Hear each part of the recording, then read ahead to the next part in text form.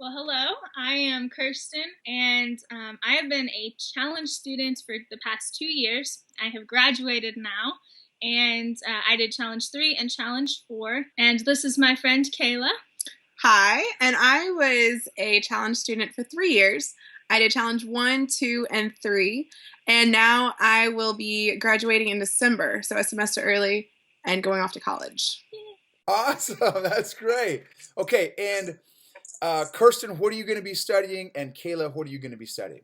I am going to be going into English with an emphasis in creative writing, something along those lines, and also teaching, most likely. And I hope to be studying business administration, specializing in accounting and early childhood education. Great. Okay. Super. It sounds like you're both very self-motivated. I mean, have you guys always been, or how did you get to be how you guys are? Like, is that a function of homeschooling or just your families, or like, where did that come from?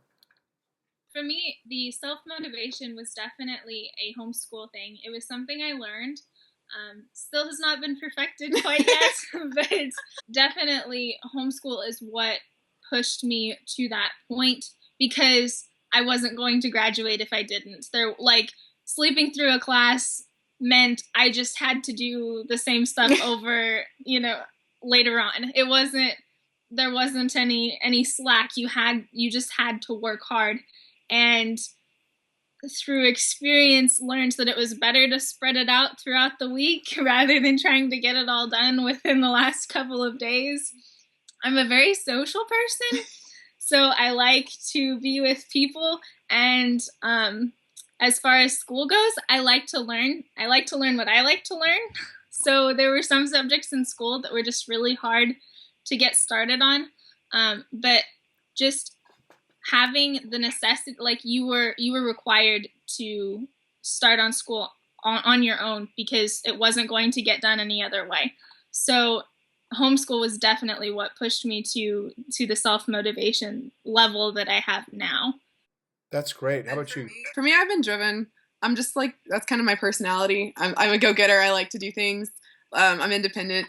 But since I am independent, when I was in middle school or elementary school, I did not like that my parents were like, "Is your homework done? How much homework do you have? When's your homework due?" Like after the fifth grade, and when they started kind of kind of letting me go and doing my own thing, I was just like, "Oh my goodness! Like if I do this, they don't ask me." And if I do this right the first time, I don't have to do it again. And I really like that concept.